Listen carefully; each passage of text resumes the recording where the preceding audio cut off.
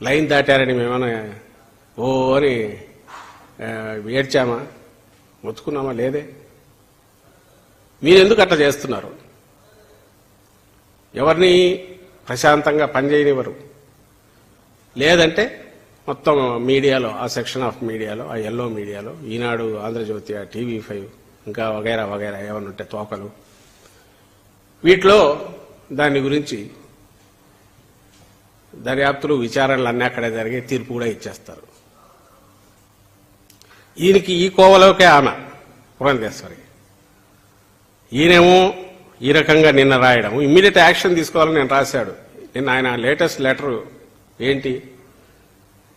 ఈ 1,26,000 మందిని వాడుకొని డోర్ డెలివరీ చేయనందువల్ల, పెన్షన్ డోర్ తిరిగి ఇవ్వనందువల్ల 35 మంది చనిపోయారు.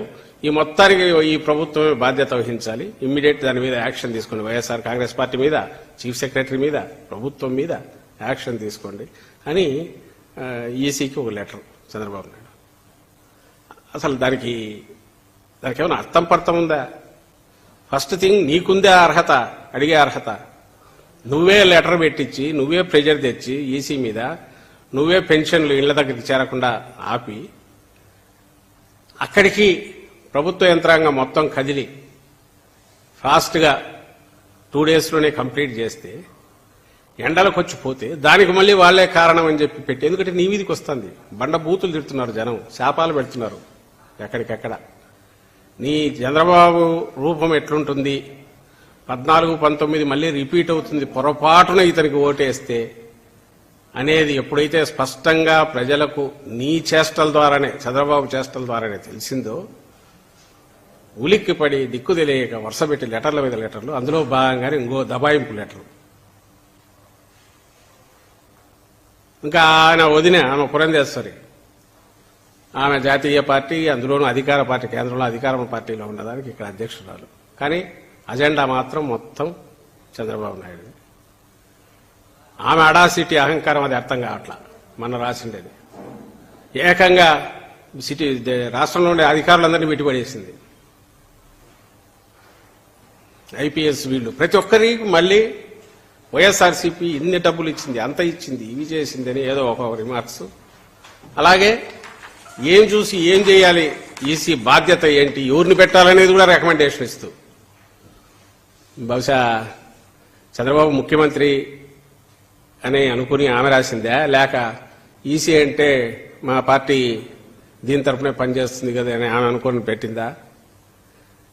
వైల్డ్ అలిగేషన్స్ ప్లస్ ఎవరిని అపాయింట్ చేయాలని దాంట్లో రాయడం లెటర్. అది అందరి దృష్టికి వచ్చినట్టుంది.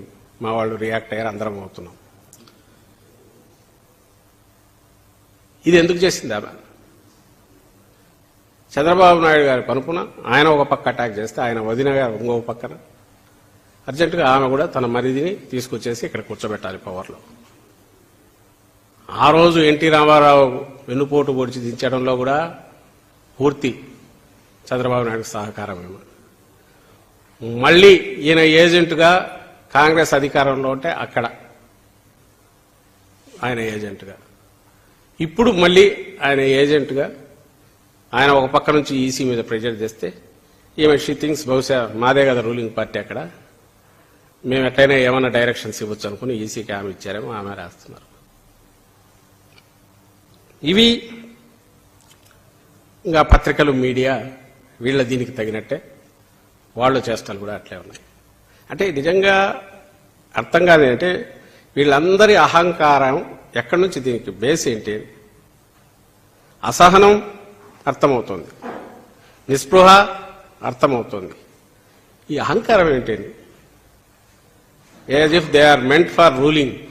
వాళ్ళు ఉండేదే శాశ్వతమైన రూలింగ్ కోసం మేము ఉన్నాం అనుకుంటున్నారా? అధికారికంగా కానీ అనధికారికంగా కానీ అర్థం కావట్లా. ప్రజలందరూ గమనించాల్సింది, ఇలాంటి అధికారం కోసమే,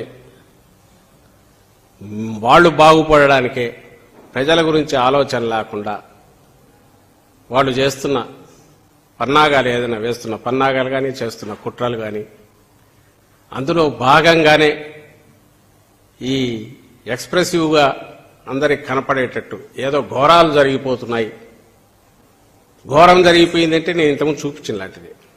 అంటే ఒక వ్యవస్థ, అందులోనూ ఇండిపెండెంట్ వ్యవస్థ, ఏ వ్యవస్థ పరిధిలో అయితే ఈసీ పరిధిలో అయితే స్టేట్ అడ్మినిస్ట్రేషన్ కూడా పనిచేయాల్సి ఉంటుందో, ఇంక్లూడింగ్ సెంటర్తో సహా కాన్స్టిట్యూషన్ ప్రకారము, దాని మీద ఈయన అప్పట్లో ముఖ్యమంత్రి హోదాలో ఉండి వెళ్ళి అటాక్ చేయడం, మాటలు కూడా విన్నారుగా. ఇంకెందుకు అందరం క్లోజ్ చేసుకోండి, రిగ్గింగ్ చేసుకోండి అని ఈసీతో అంటాడు. ఆ అడాసిటీ, ఆ రోజు అదే అడాసిటీ, అదే అహంకారం, ఈరోజు కూడా అదే లెక్కలేనితనం, అదే అడాసిటీ, అదే టేకన్ ఫర్ గ్రాంటెడ్నెస్, అహంకారం. ఆయనకు కానీ, పురంధేశ్వరికి కానీ, రామోజీరావు బ్యానర్ హెడ్డింగ్లో కానీ, ఈడ్చిపారేసిన ఈసీ అనడంలో కానీ, రాధాకృష్ణ వెకిలి రాతల్లో కానీ, దేంట్లో అయినా సరే నిజంగా ఎవరు మీరు ఎవరినైనా గమనించండి, ఇంతవరకు వచ్చిన గవర్నమెంట్లు కానీ, ఇంతవరకు వచ్చిన రాజకీయ పక్షాలు కానీ ఇంత అసహ్యంగా, ఇంత దుర్మార్గంగా, ఇంత అహంకారపూరితంగా ఎప్పుడన్నా ప్రవర్తించాయా?